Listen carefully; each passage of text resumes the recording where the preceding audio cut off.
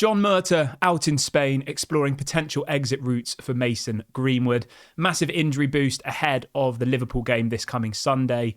And Ineos set to back Erik ten Hag as the manager beyond this season. These are all the talking points we're going to discuss on this morning's show. But before we jump into that, please smash a like on today's video, subscribe to the channel if you're new, and let's get straight on into it. So let's start off with some positivity to start this week. Obviously, we've been away for a couple of weeks. I've been really ill, but I'm back, I'm firing, and we have got some positive news to bring you guys today. So let's start off with that, and that is in relation to Mason Mount.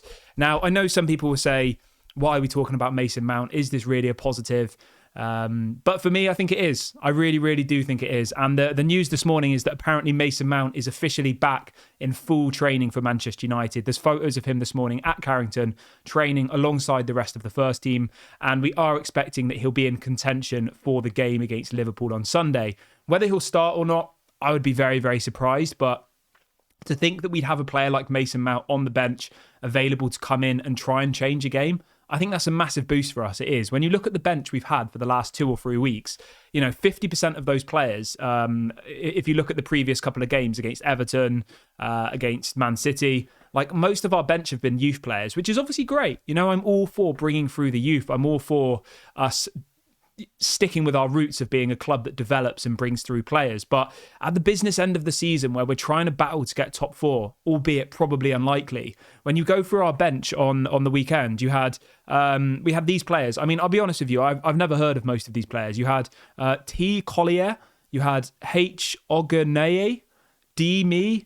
That sounds a bit weird. You had Willy Camboala, who we've obviously heard of. You had Amad Diallo. You had no options.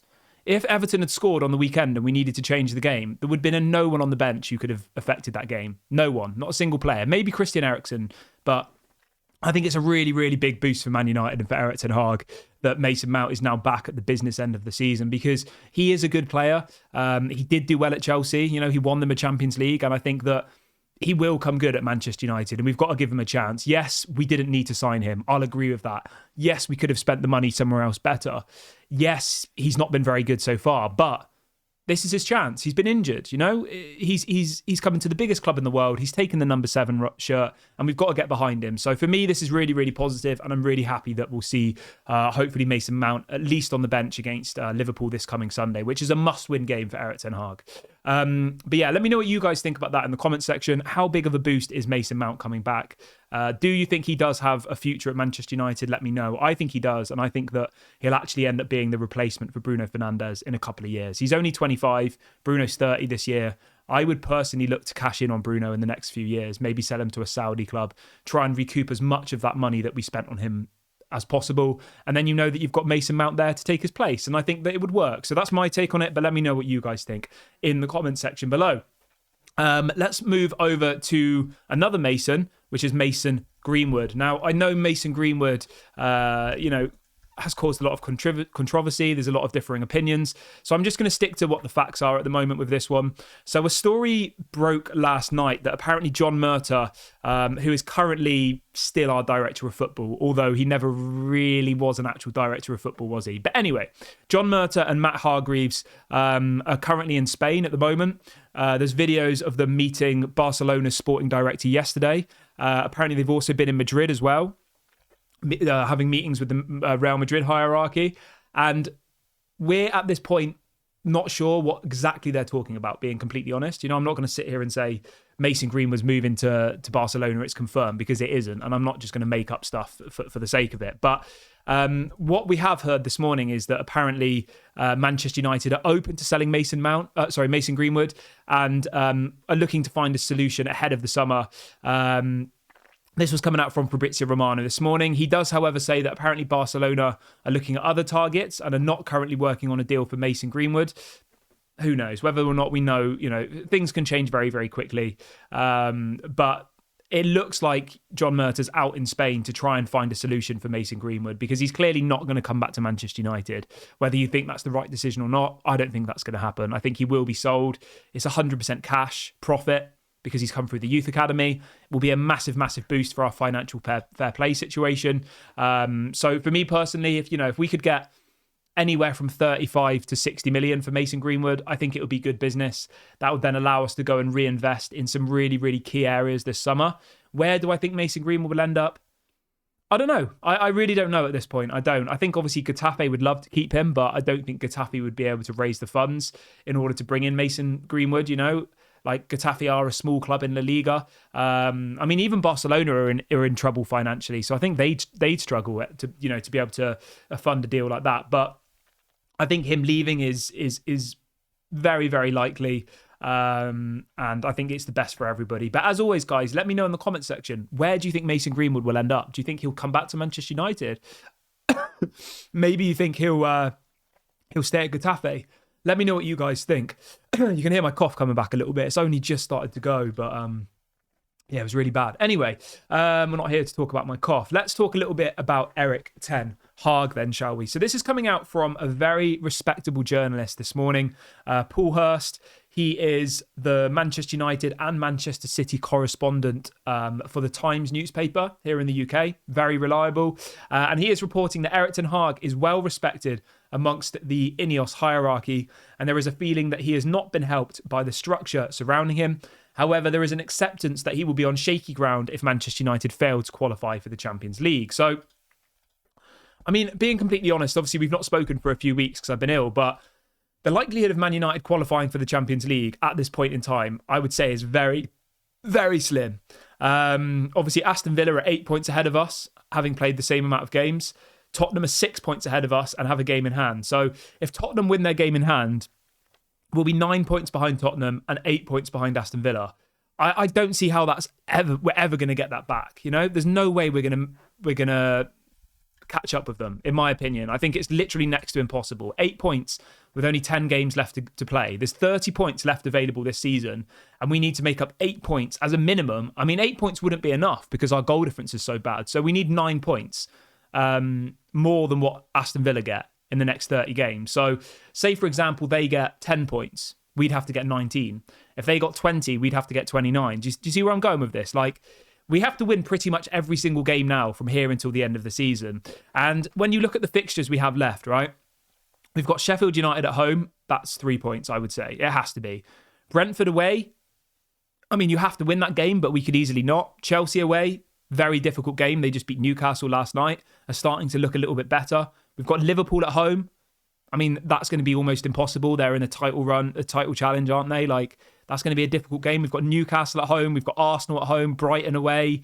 Yeah, I mean, it's a very, very difficult run of fixtures for us until the end of the season. There's probably maybe 4 fixtures that I think are nailed on wins. We've got Burnley at home. I think obviously that would be a disaster if we didn't win. Sheffield United at home, that would be a disaster if we didn't win. And Bournemouth away, that would be a disaster if we didn't win. That's 9 points out of a potential 30, which I think would be a disaster if we didn't win. But all of the others, Chelsea away, Liverpool, Newcastle, Brighton away, Arsenal, all of those could go 50-50. There's no guarantee that we should be beating those teams at the moment, given the position we're in. Liverpool and Arsenal are 2 of the best teams in the country. Newcastle aren't doing very well, but I still think that's a difficult game. Brighton are a difficult team. So it's a very, very difficult run-in. Now, my opinion still remains the same for me personally. Erik ten Hag has 1 year left of his contract. I'm hearing this morning that apparently if Ineos want to sack him in the summer, they'll have to pay him around £10 million in compensation. For me personally, I would rather give him the summer, try and get rid of as many players as possible, try and clear out some of these people who've been here for too long, and try and start afresh. Now, the way I would do it is Erik ten Hag would have most of his transfer policy stripped away from him. And if he's not happy with that, then he can go. That's fine. I think that Dan Ashworth, Omar Barada, they need to build the vision for the club for the next 10, 15 years. And maybe Erik ten Hag isn't part of that, okay? Maybe he's not. I'm not, sat here saying I can see Erik ten Hag being here for the next 20 years. I just think that we should give him one more season, get us rid of as many people as possible, bring in some new signings, bring in a centre-back, bring in a winger, bring in a right-back, a left-back, another striker, bring in 5 or 6 signings, a midfielder, but then also sell 10 players. Obviously Martial will go. I'd be looking to get rid of people like Christian Eriksen. I'd be looking to get rid of probably Varane, Casemiro, like some of these higher earners. let them leave some of these older players and bring in some more youthful players. Obviously people like João Neves at Benfica we've been linked to, Jean-Claire Todibo, Michael Elise, like these types of names, younger profile players. Bring them in, give him one more chance with them, one more season. If it doesn't work, then it doesn't really matter because his contract expires in a year from now. There's no risk. We're not going to win the league next season. We're not going to win the Champions League because we won't be in it. So I don't really understand what people expect. Okay, sack the manager. Great. We're still not going to win anything next season regardless of who the manager is. Realistically, are we? We're not going to win the Champions League because we won't be in it. And we're not going to win the Premier League because we're so far behind. So for me personally, I think just give him one more year and just hope that we get rid of as many people in the summer. Going through some of the names we have been linked to in the last couple of days, just to give it a bit of a differing opinion. Nagelsmann's a name that's been floating around quite heavily in the last couple of days. Apparently Nagelsmann wants his future confirmed before the Euros. Obviously, he's the manager for Germany at the Euros, but apparently he wants to know what he's going to do after that before the Euros start. So I'll say this. If Ineos don't want Erik ten Hag as the manager, they need to be sorting it out now, okay? But if they genuinely do like him, which, as this story says, that they respect him, that they think he deserves a chance with a new hierarchy, which I agree with, then stick with him, silence the talks, and move on. But obviously, as this story says, if Erik ten Hag doesn't get Champions League football, it's going to be very difficult for him to continue. And being honest, guys, he's not going to get Champions League football, is he? So they need to make a decision up now. And what I think is going to happen personally, this is an opinion, okay? This isn't what I want to happen. This is just my opinion on the situation. I personally think they're waiting to see how the game against Liverpool on the weekend goes. I think they're waiting to see how that goes. I mean, if we were to beat Liverpool and go through to the next round of the FA Cup, he buys some time. If we were to lose badly, the season's effectively over then. There's no chance of winning a trophy because we won't be in anything. And top four is effectively gone, realistically. So I think this game on Sunday is probably our biggest game of the season. Genuinely, it is, because it's our only chance of continuing any chance of silverware. It would mean a trip to Wembley, the semi-finals. It gives you a little bit more to hold on to if we were to beat Liverpool on Sunday. And I hope and pray that we do. And I hope and pray that it, revitalises the last 10 games of the season for us and we go on a run and we get top four as well. And we go into next season thinking, I'm glad we stuck with Erik ten Hag. But in reality, that's going to be a very difficult task. But I want you guys to let me know in the comment section, what would you do with Erik ten Hag? Would you keep him? Do you think he should go? And also let me know what you think about the game on Sunday. What's your score predictions? I'm going to wrap the video up here, guys. Thank you so much to everyone who has joined me again. Apologies for the silence over the last couple of weeks. As I said earlier on in the show, I've not been very well, but I am back now. So thank you for your patience and thank you for all your messages of support and people telling me to get better and all the rest of it. So I really appreciate that. Don't forget to smash a like on the video before you go, subscribe, and also get in the comment section. Let me know what you think about Erik ten Hag. Have a great day, everybody, and I'll speak to you all a bit later.